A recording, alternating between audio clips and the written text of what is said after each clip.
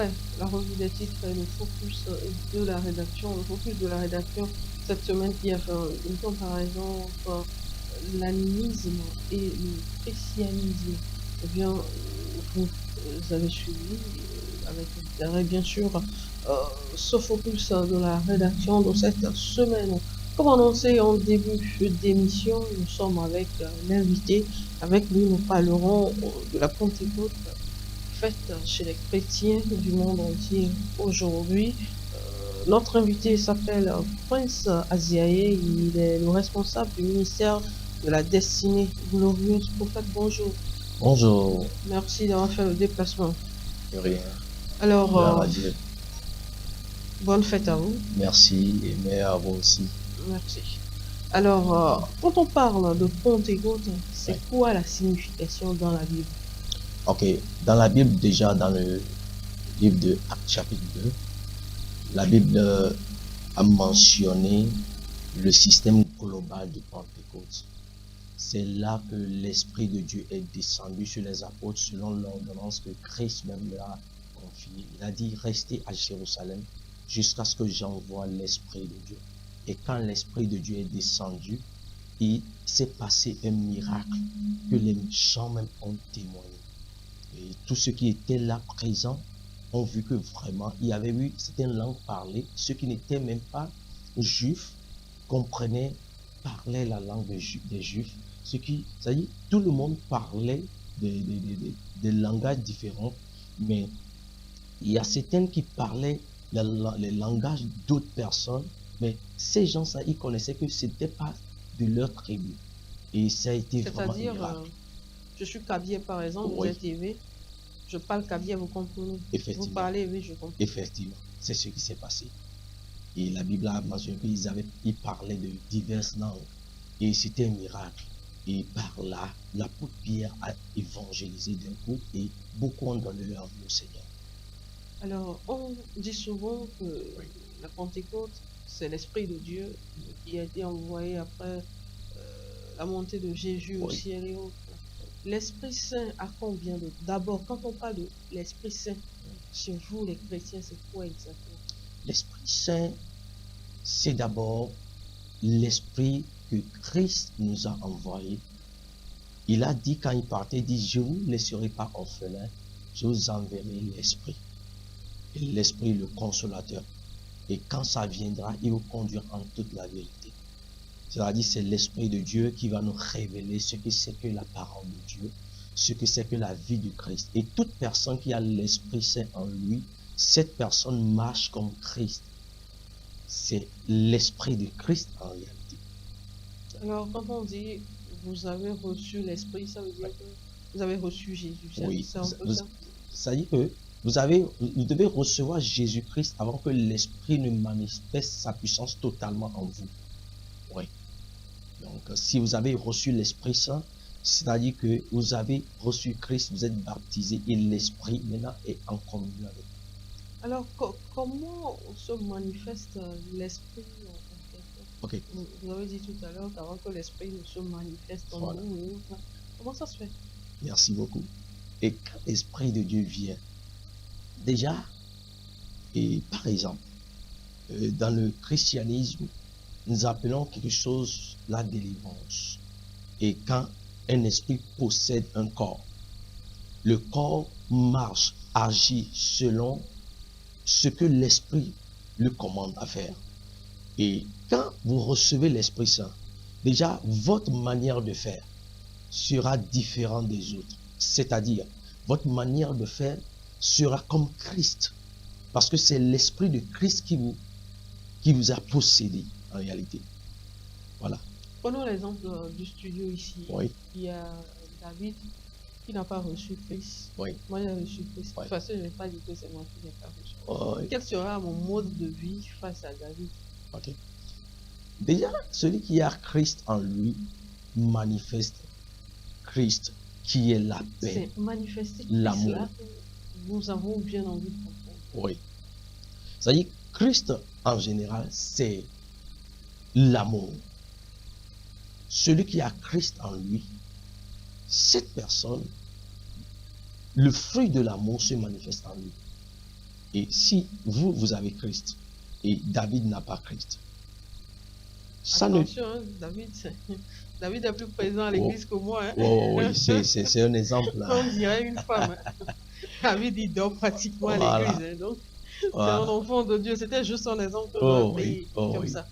Donc, ce qui va se passer, c'est que, supposons que David, lui, il n'est pas du côté de Christ, il est animiste, par exemple. Parce que vous avez Christ, vous êtes plus éclairé et l'amour demeure en vous quand vous avez son esprit et vous le voyez comme votre semblable, vous le voyez comme quelqu'un qui est proche de vous. Vous ne voyez pas ce qu'il adore en fait. Vous voyez que c'est lui aussi, il est une créature de Dieu. Voilà un peu. Christ vient révéler l'amour. Il vient unir. Et toute personne qui a Christ et qui a l'Esprit de Dieu en lui, cette personne, vous allez voir que cette personne marche comme Christ a marché. Alors, si je comprends bien votre explication, Oui. ça veut dire que quand vous avez Christ Oui. et que votre prochain, Oui. il est animiste, par exemple, Oui. vous n'avez pas besoin de le vilipender Non, non, non, non. ou quoi que ce soit. Non. Mais malheureusement, c'est ce à quoi on assiste aujourd'hui. Voilà. Pour ceux qui sont tout le temps à l'église Oui. et ceux qui continuent de manger comme nos grands-parents, quand on les vend, dire le feu du Saint-Esprit sur toi.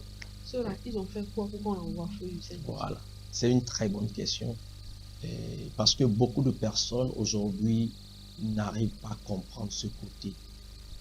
L'Esprit de Dieu peut être dans une personne et à chaque fois que tu es dans la présence de Dieu, la puissance que l'Esprit déploie en toi monte. Et quand cette puissance monte, tu reçois plus de révélations de la parole de Dieu. Et cette parole est claire.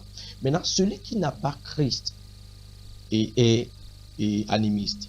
Ou bien à le vaudou, il sert le vaudou. Mais il y a quelque chose que Oui. je ne comprends pas. Oui.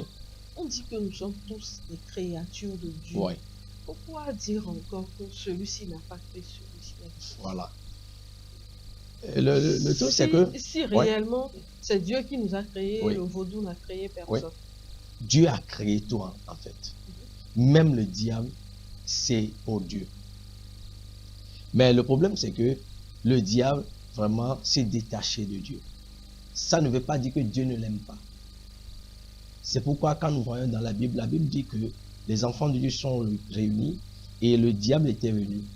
Et Dieu déjà a su que la présence de Dieu, il a dit, la présence de diable plutôt, il a dit, d'où viens-tu? Il dit, je suis en train d'errer sur la terre. Il a dit, tu vois mon serviteur Moïse et Job, il est fidèle à moi. Si déjà ce contexte nous révèle que le diable et Dieu n'ont pas de problème, il n'y a pas vraiment le problème de la manière dont l'homme est en train de voir les choses. Mais ça ne veut pas dire que nous devons servir Dieu, adorer le diable. Non. Nous adorons Dieu, manifestons l'amour de Dieu pour aimer même ceux qui n'ont pas le Seigneur, ceux qui ne sont pas avec nous. C'est ça qui fera que nos manières de vie, notre comportement feront que eux aussi, ils peuvent nous suivre facilement. Alors, plus la peine d'envoyer le feu du Non, Saint-Esprit. Oui, il faut envoyer le feu du Saint-Esprit sur les démons, pas sur les hommes. On envoie le feu sur les démons. Tout à l'heure, vous allez nous expliquer le feu du Saint-Esprit. Ouais. Mais d'abord, dites que l'Esprit Saint a d'abord combien de jours? Parce que quand vous allez à l'église aujourd'hui, c'est le jour de la Pentecôte. Ouais. On dit, on a reçu les dons de l'Esprit Saint. Oui. L'Esprit Saint, il a combien de dons? Si nous voyons dans le livre de Galates chapitre... Bible sur nous aujourd'hui. Oui, effectivement. Allons-y. Si nous voyons dans le livre de Galates chapitre 5 verset 22, la Bible dit, mais le fruit de l'esprit, c'est l'amour, la joie, la paix, la patience, la bonté, la bénignité, la fidélité, la douceur, la tempérance. Ici, c'est 9. Mais celui qui comprend la Bible peut aller au-delà de là. des 9. Parce que la Bible dit que, l'apôtre dit, nous marchons vers la perfection. Nous marchons pour ressembler Christ, notre Créateur. Donc, si nous pouvons marcher, nous pouvons, avec l'aide de l'Esprit de Dieu, marcher et selon le conformément à ces 9 dons. C'est 9 dons ou 7? C'est Ou bien 9. c'est 9 résumé en 7? C'est 9. C'est 9. Oui. C'est 9. C'est écrit dans le livre de...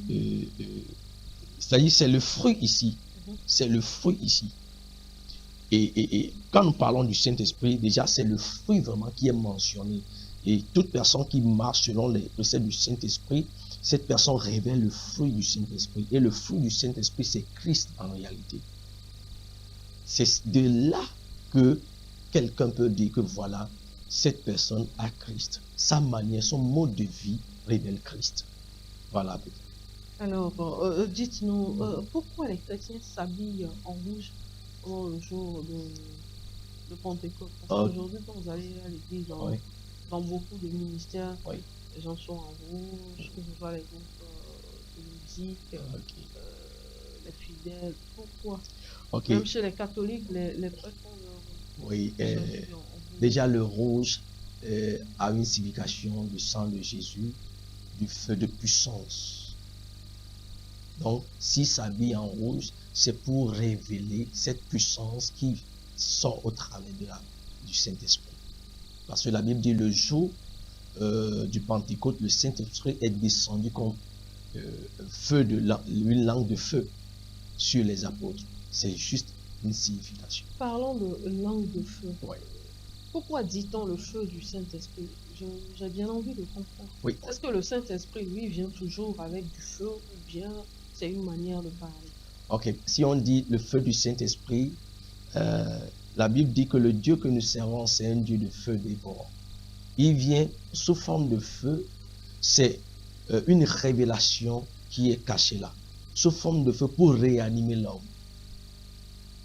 Pas pour détruire, mais pour réanimer l'homme, la vie de prière, la vie, la connaissance de Dieu, pour vraiment donner un plus, booster le spirituel. Le feu du Saint-Esprit, c'est pour détruire Satan. Oui, le feu du Saint-Esprit, quelque part, pour détruire l'esprit, le démon. L'esprit qui est le démon. Parce que le démon aussi, c'est un esprit.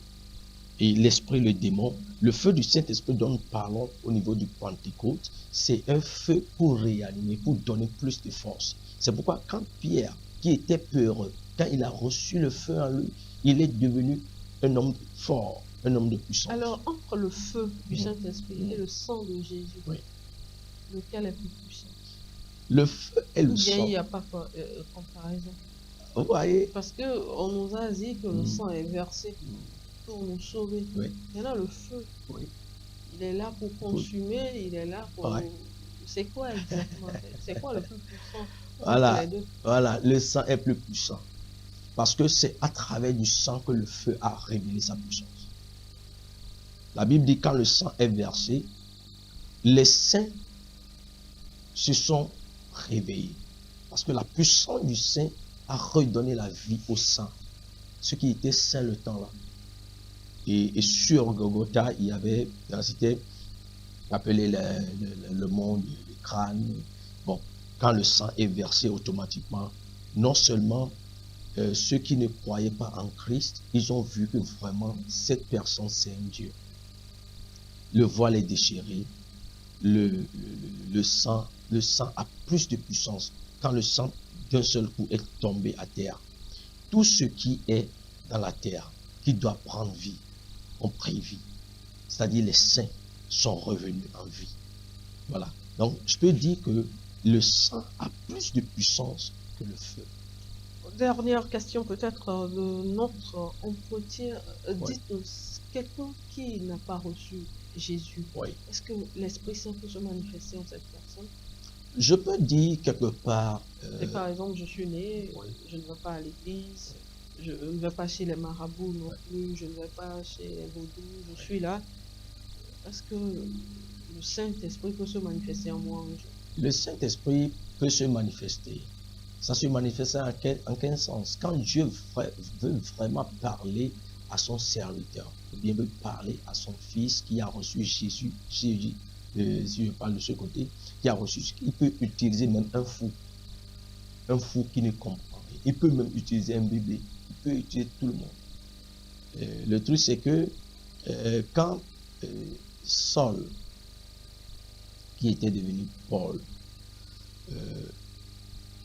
avant qu'il ne reçoive Christ, son cheval avait vu quelque chose, avait vu Christ. Il y a eu un mystère qui s'est révélé. Je peux dire, Dieu peut passer par même les animaux pour communiquer à ses enfants. Donc Dieu peut utiliser tout ce qui a été créé par lui est utilisable par lui. Donc voilà. Donc, quelqu'un qui n'a pas reçu Jésus, Dieu peut parler à travers cette personne, par le Saint-Esprit, Oui. par la force du Saint-Esprit. Oui.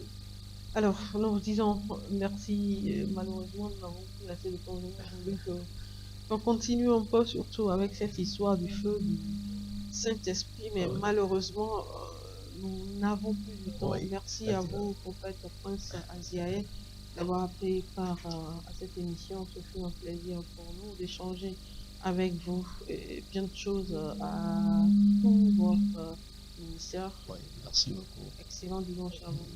Chers téléspectateurs, ce sera donc fini pour aujourd'hui. Merci à vous tous de nous avoir suivis. Je vous donne rendez-vous dimanche prochain à partir de 13h.